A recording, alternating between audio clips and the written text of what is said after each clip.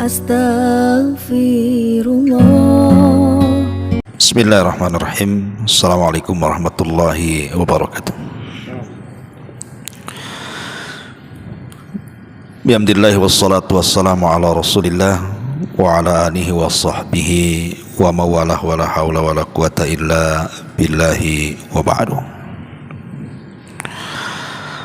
Baik, perhatikan kitabnya.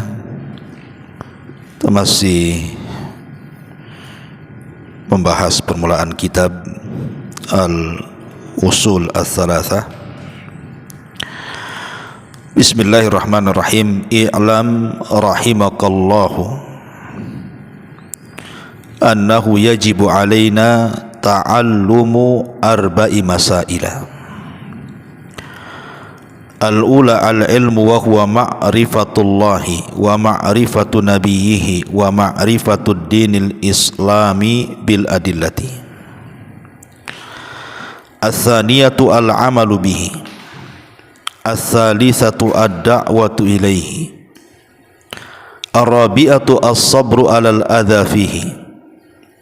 Wad dalilu qauluhu ta'ala bismillahirrahmanirrahim wal asri innal insana lafi khusrin illa alladhina amanu wa amilus salihati wa tawassaw bil haqqi wa tawassaw bis sabr. Qala Asy-Syafi'i rahimahullahu ta'ala, hadhihi surah law ma anzalallahu hujjatan ala khalqihi illa lakafatuhum.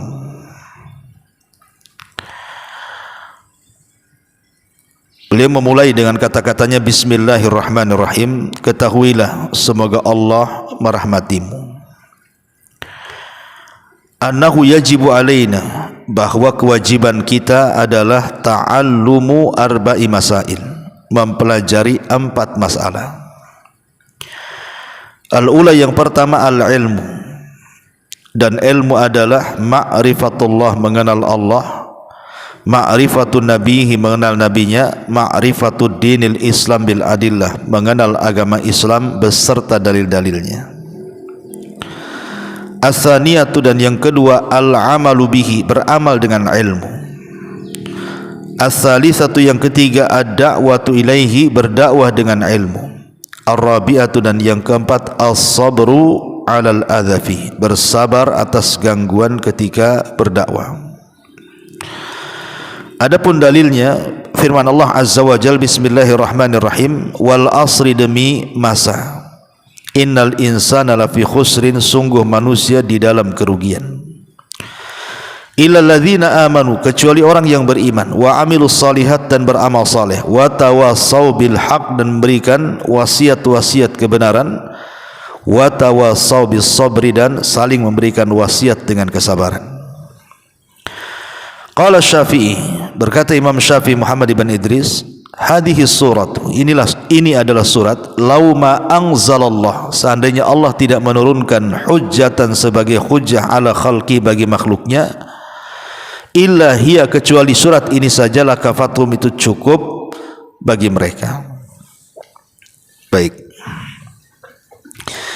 pada minggu yang lalu kita sudah menjelaskan tentang ilmu, bahwa ilmu itu adalah bagaimana caranya kita mengenal Allah, dan sudah saya jelaskan bagaimana cara mengenal nabinya dan juga agama Islam beserta dalil-dalilnya. Sampai di sini kajian kita minggu kemarin. Kemudian yang kedua, beramal dengan ilmu. Ikhwatu fiddin yang dimuliakan Allah Subhanahu wa taala, orang yang mempelajari siapa Allah, siapa Nabi, dan apa agama yang harus dilaluinya adalah jalan mudah menuju surga. Nabi mengatakan, man salaka tariqan yaltamisu fihi ilma, sahhalallahu bihi tariqan ilal jannah. Siapa yang menempuh jalan yang di situ ada ilmu yang bermanfaat, tentu ilmu yang bermanfaat di sini adalah ilmu agama. Ilmu dunia ini berpahala kalau kita pelajari, itu bukan zat ilmunya tapi karena niatnya. Jadi orang niat ingin jadi dokter, kemudian dia berpikir kalau sudah jadi dokter ingin menolong banyak orang. Disitulah letak pahalanya, niatnya itu kalau ilmu dunia. Tapi kalau ilmu agama itu baik zatnya ataupun niatnya, dua-duanya berpahala. Makanya siapa yang meniti sebuah jalan, di situ terdapat ilmu yang bermanfaat, ilmu agama yang bermanfaat, maka Allah akan mudahkan jalannya menuju surga. Karena ilmu sendiri mengangkat derajatnya. Makanya Nabi SAW tidak pernah meminta dari dunia sedikit pun dalam kehidupannya, kecuali hanya meminta tambahan ilmu. Dan itu Allah firmankan permintaan Rasul dalam Al-Quran, wa qul rabbi zidni ilma. Katakan ya Muhammad, ya Rabbku tambahkan untukku ilmu. Karena memang berbeda orang yang punya ilmu dengan orang yang tidak punya ilmu. Qul hal yastawil ladzina ya'lamuna wal ladzina la ya'lamun. Tidak sama orang yang berilmu dengan yang tidak berilmu. Makanya antum harus bedakan antara talabul ilmi dengan orang-orang yang di luar sana yang tidak talabul ilmi. Harus ada bedanya. Jangan enggak ada bedanya kita dengan mereka. Harus beda, dari bicaranya pun beda, dari tingkah laku pun beda, dari perpakaian pun beda, dan begitu seterusnya. Itu menandakan orang yang berilmu. Tapi kalau sama saja dengan yang di luar sana, orang-orang awam, nggak ada gunanya belajar. Karena harus ada perbedaan.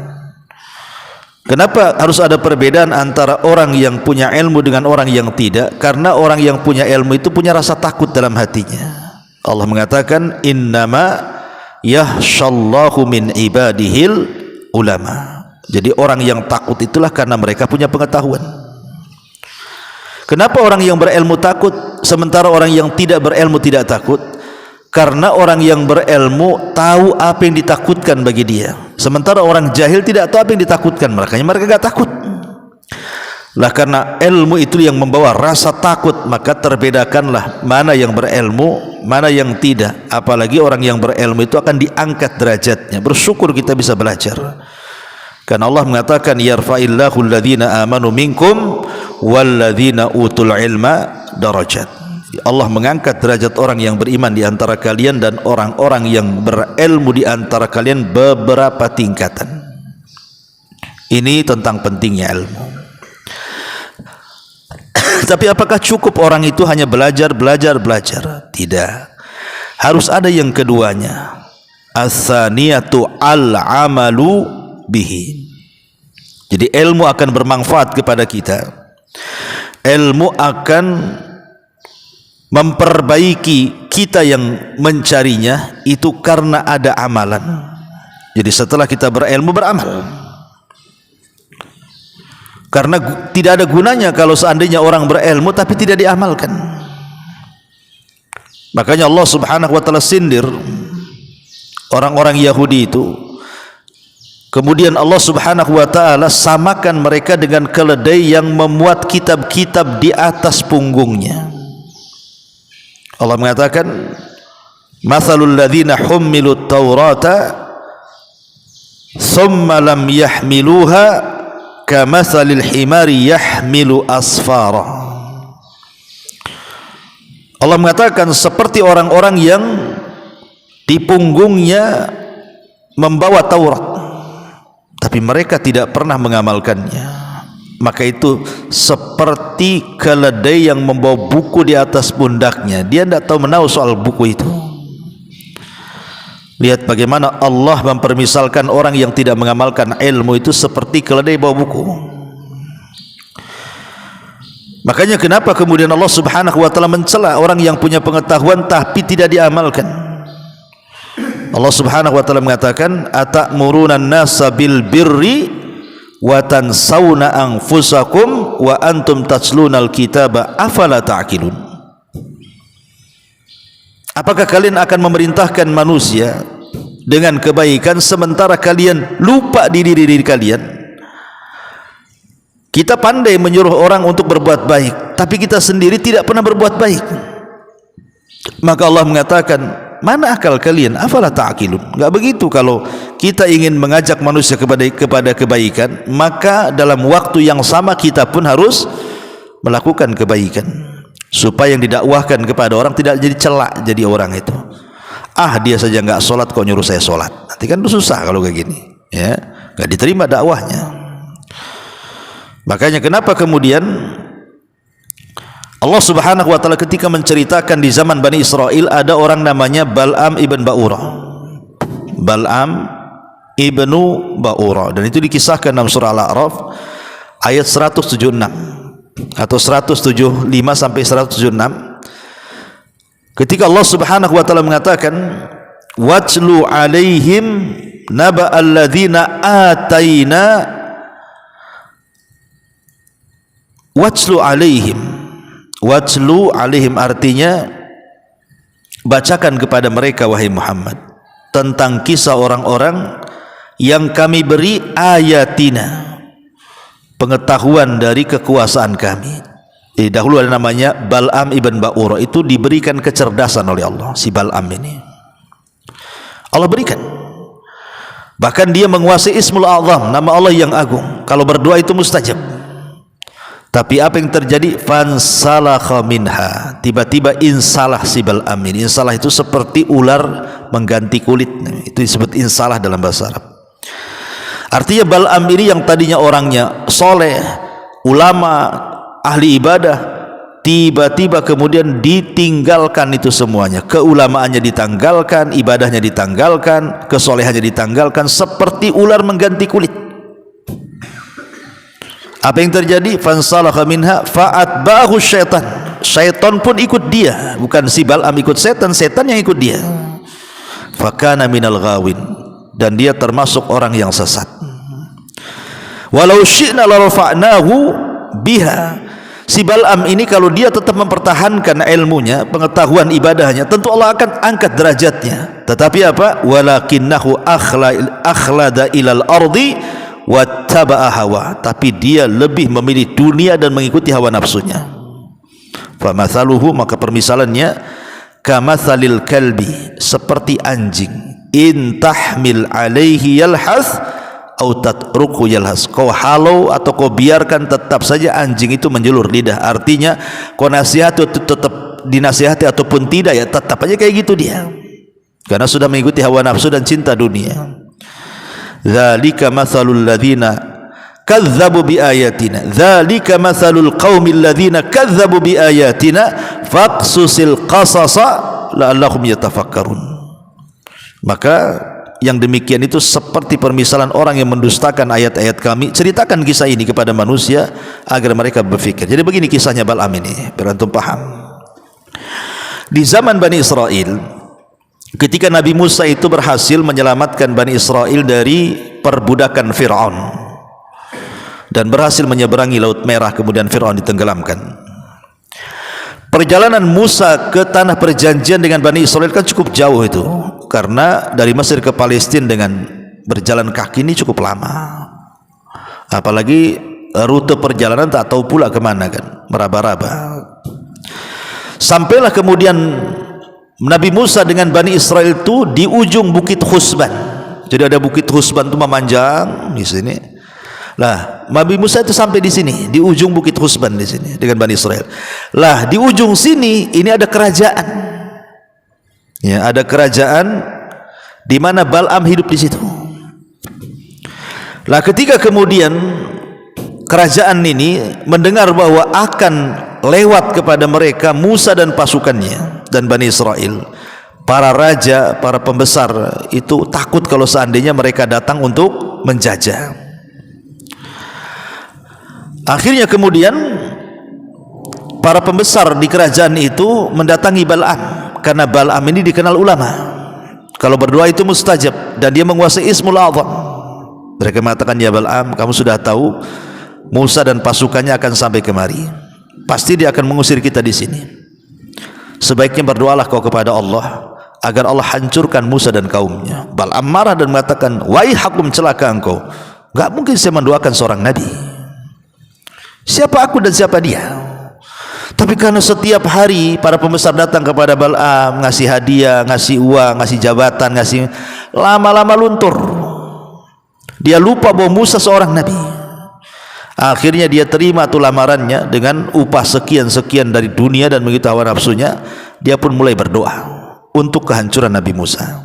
Tetapi Allah tidak izinkan, tidak mungkinlah Nabi didoakan celaka. Akhirnya ketika setiap kali berdoa kepleset-pleset lidahnya, tidak bisa ngomong, salah ngomong terus. Sehingga kemudian para pejabat di situ mengatakan, ya Bal'am, kenapa kau mendoakan kecelakaan kepada kami? Harusnya kau mendoakan kecelakaan untuk Musa dan Bani Israel. Kata Bal'am, tidak tahu, lidahku kepleset katanya. Dari sinilah Bal'am doanya sudah tidak dikabulkan.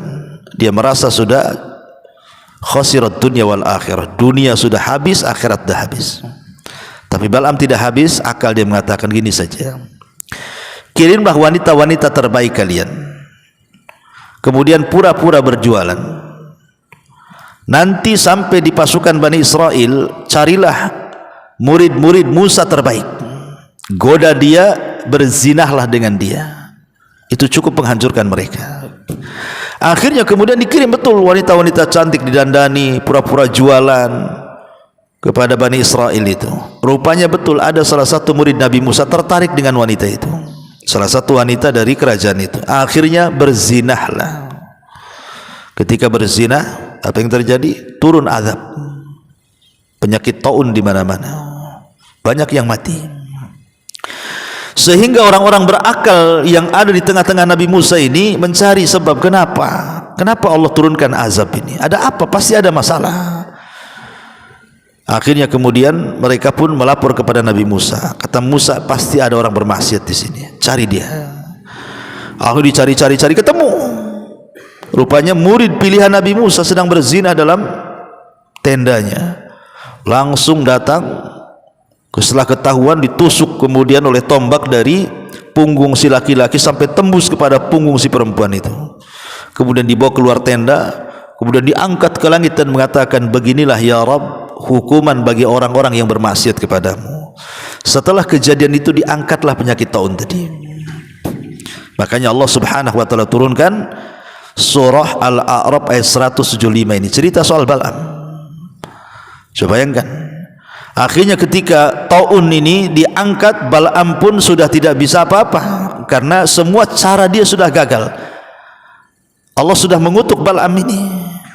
Makanya kemudian Bal'am su'ul khatimah, dia buruk kematiannya. Dan Allah Subhanahu wa taala permisalkan seperti anjing yang kalau dihalau pun tetap menjulurkan lidahnya, dibiarkan pun menjulurkan lidahnya. Itulah gambaran orang yang sudah terlampau cinta dunia dan ikut hawa nafsu, dinasihati tidak akan mempan dia, karena dia lebih memilih kesesatan dibandingkan kebaikan. Itulah orang yang punya pengetahuan tapi tidak mengamalkan, seperti Bal'am. Ya. Ma'asyiral muslimin, khawatib fiddin muliakan Allah Azza wa Jalla. Dan perlu diketahui juga, kita tahu bahwa Imam Bukhari membuat bab dalam sahihnya, bab al-ilmu qabla al-qawli wal amal, bab berilmu baru berkata-kata dan beramal. Artinya setelah kemudian kita memiliki pengetahuan, maka kita amalkan pengetahuan itu dalam bentuk kaul. Kaul itu maksudnya ucapan, mungkin dengan cara apa? Dengan cara baca Quran, berzikir, mengajak manusia, berdakwah, macam-macam, ataupun perbuatan, salat, puasa, zakat, haji dan begitu seterusnya. Ya. Karena amal soleh itu, apa sih definisi amal soleh itu? Definisi amal soleh itu adalah orang yang berusaha untuk melaksanakan yang wajib dan meninggalkan yang haram. Kalau dia mau menambah dengan yang sunnah dan meninggalkan yang makruh, itu lebih baik lagi. Jadi amal soleh itu adalah melaksanakan kewajiban, salat, puasa, zakat, haji, dan kewajiban-kewajiban yang lainnya. Anak berbuat baik kepada orang tua, suami, istri punya hak kewajiban masing-masing. Pokoknya amal soleh itu artinya melaksanakan kewajiban dan meninggalkan yang haram, atau menambah dengan mengerjakan yang sunnah dan meninggalkan yang makruh. Itu disebut amal soleh namanya. Atau dengan kata lain, secara singkat, amal soleh itu adalah orang yang melakukan hubung baik dengan Allah yang disebut dengan hablum minallah, dan orang yang melaksanakan hubung baik dengan manusia yang disebut dengan hablum minan nas. Jadi orang kalau melaksanakan hak-hak yang Allah perintahkan kepada kita, kemudian juga melaksanakan hak-hak sesama kita manusia, maka orang itu disebut soleh, sudah beramal dengan amal soleh. Ya. Taib. Kemudian setelah kita berilmu, kemudian beramal, apalagi yang harus kita lakukan? Ad-da'watu ilallah, berdakwah kepada Allah subhanahu wa ta'ala. Dakwah ini macam-macam. Yang namanya dakwah itu kan bisa dengan perbuatan, bisa dengan tulisan, dengan catatan, bisa dengan ucapan. Dakwah ini macam-macam, ya. Semua bisa dijadikan wasilah berdakwah. Nabi SAW atau Mu'adz bin Jabal radhiyallahu anhu mengatakan, ta'allamu ma syi'tum falan yanfa'akumullahu bil ilmi hatta ta'malu. Kata Mu'adz, belajarlah kalian, tapi Allah tidak akan menganggap manfaat ilmu kalian kecuali kalian beramal dengan ilmu itu. Kemudian Yahya ibn Mu'adz mengatakan, al ilmu wal amalu qarinani la yanfa ahaduhuma illa bisahibihi. Ilmu dan amal itu dua kawan yang tidak mungkin mendatangkan manfaat kecuali harus dibarengkan dua-duanya. Jadi ilmu dan amal itu sebuah kawan, tidak bisa dipisahkan. Sebab kalau dipisahkan tidak akan manfaat salah satu dari keduanya. Ilmu saja tanpa beramal sesat, beramal saja tanpa ilmu sesat. Ya, dua-duanya sesat. Makanya ketika Allah Subhanahu wa taala mencela orang-orang Yahudi, sebutannya apa? Al-Maghdub. Ketika Allah mencela orang-orang Nasrani, sebutannya apa? Adh-dhallin, ghairil maghdubi alaihim waladh-dhallin. Maghdub itu Yahudi. Kenapa disebut maghdub, dilaknat? Karena Yahudi punya ilmu tak mau beramal. Kenapa orang Nasrani disebut dhalin, sesat? Karena tak punya ilmu, rajin pula beramal. Maka kita ini ummatan wasat, umat yang tengah-tengah, berilmu dan juga beramal. Karena Yahudi berilmu tanpa amal, Nasrani beramal tanpa ilmu, Islam berilmu dan beramal. Jadi amal itu penting. Baru setelah itu berdakwah. Dakwah ini sebagai pelengkap. Karena di sini kan ada 4 sifat kan yang disebutkan oleh pengarang. 1, ilmu, amal, dakwah, sabar. Yang 2, ilmu dan amal memperbaiki kita. Yang 2 terakhir, dakwah dan sabar memperbaiki orang. Jadi kalau orang memiliki 4 sifat sempurna hidupnya. Kenapa? Karena dia sudah memperbaiki dirinya dengan ilmu dan perbuatan, dan dia pun memperbaiki orang dengan dakwah dan kesabaran. Berarti kalau orang punya 4 perkara ini, sempurna hidupnya, dia sudah mendapatkan bekal terbaik untuk akhiratnya. Karena dia sendiri sudah baik, orang juga diajak baik seperti dia, itu maksudnya ya. Maka seorang talabul ilmi harus memiliki 4 sifat. 1, ilmu dan beramal memperbaiki diri sendiri, dakwah dan sabar memperbaiki orang lain. Ma'asyiral muslimin, ikhwatu fillah, muliakan Allah azza wa jalla. Tentu yang namanya dakwah ini tidak mudah. Dakwah ini pekerjaan para nabi, pekerjaan orang-orang saleh. Tetapi walaupun berat, kita harus melakukannya. Memang dakwah itu berat, ikhwan. Terkadang dakwah ini belum tentu orang yang kita dakwai terima. Terkadang dia marah, bahkan menyakiti kita. Lihat Rasul dan para sahabatnya dicaci, dimaki, dikatakan gila, dikatakan tukang syair, dikatakan perancang syair, dikatakan tukang tenun, pemecah belah, macam-macam. Bahkan sampai terjadi pengusiran, bahkan sampai terjadi upaya pembunuhan. Itulah konsekuensi dakwah. Makanya kenapa? Karena konsekuensi dakwah itu berat. Di situ diperlukan apa? Yang keempat, sabar. Ya, sabar itu penting dalam berdakwah. Sebab kalau orang tidak sabar, baik ketika mencari ilmu, baik ketika mengamalkan ilmu, baik ketika berdakwah, tidak akan jadi itu. Makanya antum harus sabar. Kalau antum sabar dapat ilmu, kalau enggak sabar enggak dapat ilmu. Lah sabar sendiri terbagi menjadi 3 menurut para ulama. Pertama, as-sabru ala ta'ah, sabar di atas ketaatan. Yang kedua, as-sabru ala al-ma'siyah. Yang ketiga, as-sabru ala al-adhafi. Jadi sabar di atas ketaatan, sabar ketika meninggalkan kemaksiatan, dan sabar ketika menghadapi qada dan qadar. Dan yang paling tinggi adalah sabar ketika melaksanakan ketaatan. Seperti antum duduk di majelis taklim ini harus sabar, karena ini sabar paling tinggi. Betapa banyak orang-orang yang tidak mau hadir di majelis taklim karena mereka tidak sabar. Jadi harus ada kesungguhan. Makanya sabar tingkat tinggi itu kalau dia bisa sabar ketika melaksanakan ketaatan. Ya karena ada gerak, harus gerak, dilawan hawa nafsu itu. Baru yang kedua, tingkatan yang kedua, sabar ketika meninggalkan maksiat. Kenapa sabar ketika meninggalkan maksiat di bawah sabar ketika kita melaksanakan ketaatan? Karena meninggalkan maksiat itu tidak harus bergerak, diam saja. Ayo kita minum, diam aja antum, itu sudah meninggalkan maksiat. Tapi kalau sabar melaksanakan ketaatan tidak bisa diam, harus gerak. Ayo sholat ke masjid, ya harus jalan ke masjid. Tapi kalau ayo kita ini melaksanakan maksiat kemudian diam, ya nggak jadi maksiat. Makanya di situ sabar di atas ketaatan itu lebih tinggi karena ada pergerakan di situ. Tapi meninggalkan maksiat cukup diam saja. Baru yang terakhir sabar ketika menghadapi qada dan qadar. Ya namanya orang itu bisa sakit, bisa sehat, bisa bangkrut, bisa kaya, bisa senang, bisa susah. Itu semua takdir dari Allah, harus sabar. Lah 4 perkara ini Allah rangkum dalam satu surat yang disebut dengan suratul Asr di Quran itu, ikhwan. Surat yang paling pendek berapa ayat? Surat yang paling pendek itu terangkai 3 ayat saja, dan itu ada di 3 surat. Siapa yang tahu? Pertama suratul Asr, 3 ayat, wal asri innal insana lafi khusrin illa alladhina amanu wa amilus solihat wa tawasaw bil haqq wa tawasaw bis sabr. Yang kedua surat apa yang 3 ayat?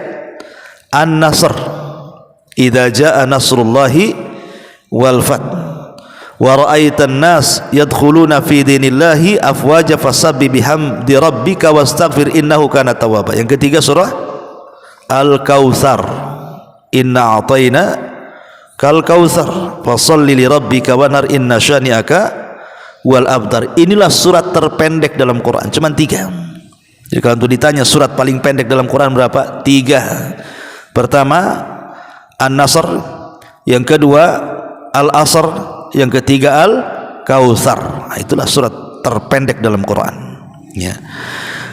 Lah dalam surat terpendek dalam Quran ini wal asr, Allah kumpulkan 4 sifat itu.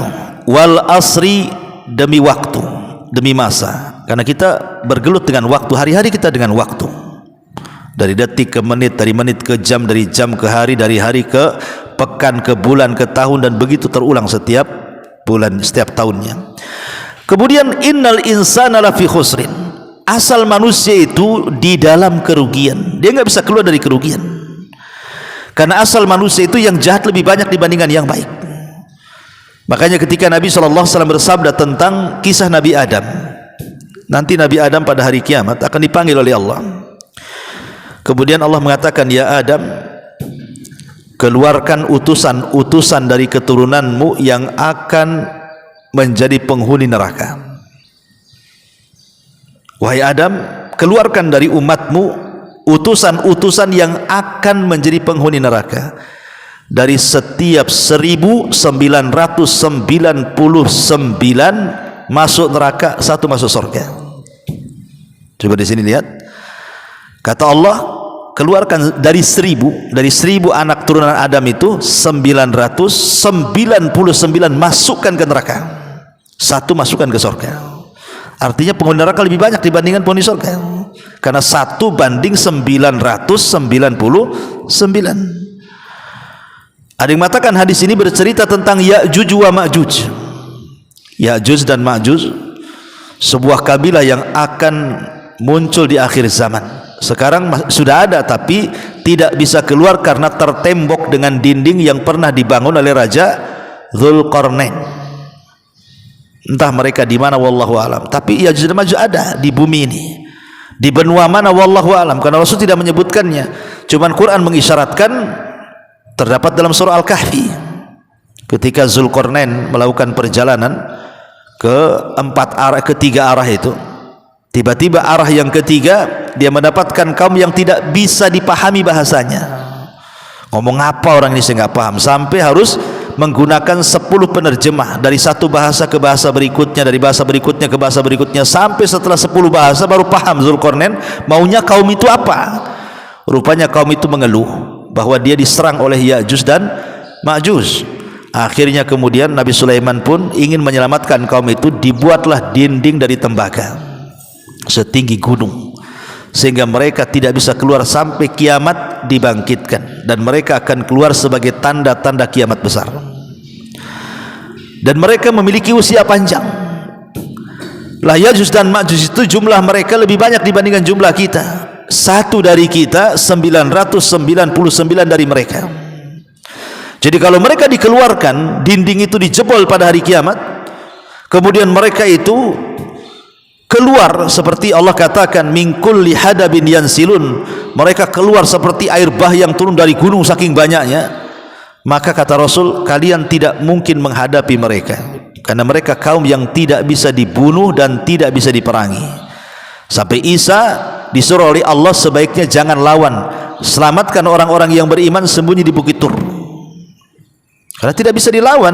Macam mana mau lawan satu lawan 999? Antum lawan 5 orang aja keok, mau lawan 999 pula, gimana cara ngelawannya? Ya. Makanya Nabi Musa, Nabi Isa disuruh sembunyi di Bukit Tur. Lalu bagaimana cara menghancurkan Ya'juj dan Ma'juj? Tidak ada yang bisa menghancurkan, yang menghancurkan hanya Allah. Maka dikirimlah dud semacam naghab, ulat. Itulah yang dengan ulat yang menjadi wabah di tengah-tengah Ya'juj dan Ma'juj, itu yang membunuhnya. Ulat itu menggigit tengkuknya, satu mati seperti gardu listrik, dimatikan, mati semua lampunya. Satu mati Ya'juj Ma'juj, semua mati dalam satu waktu. Dari sini kita tahu bahwa jumlah Ya'juj dan Ma'juj berapa? 999 lawan satu dari kita. Itulah yang dimaksud hadis, ya Adam, keluarkan utusan neraka dari umatmu. Kemudian kata Adam, apakah ada dari umatku utusan neraka ya Rabb? Iya, keluarkan dari setiap 1999 masukkan ke neraka, satu masuk surga. Dari sini menunjukkan bahwa yang penghuni neraka itu jauh lebih banyak dibandingkan penghuni surga. Makanya Allah mengatakan innal insana lafi khusrin, manusia itu sungguh dalam kerugian. Baru Allah kecualikan di sini, illal ladzina amanu, kecuali orang yang beriman. Kemudian orang-orang yang beramal saleh. Kemudian orang-orang yang berdakwah dengan cara tawasau bil haq, saling memberikan nasihat dengan kebenaran. Baru kemudian saling menasihati dengan kesabaran. Makanya Imam Syafi'i rahimahullah ta'ala mengatakan apa? Lauma anzalallahu illa hadhihi surah lakafathum. Kalau seandainya Allah hanya menurunkan surat ini saja kepada manusia, maka cukup bagi manusia. Tapi ada yang mengatakan lafaz yang ditulis oleh Syekh Muhammad bin Abdullah dalam Ushul Salasah ketika menukilkan perkataan Imam Syafi'i, sebenarnya bukan itu lafaznya. Tapi Imam Syafi'i mengatakan lau tafakkara, seandainya mereka berfikir dengan surah Al-Asr ini, itu sudah cukup bagi mereka, karena kandungannya mencakup seluruh agama Islam. Apalagi yang kita butuhkan saat beragama kalau tidak ilmu, amal, dakwah, sabar? Itulah kesempurnaan manusia di situ.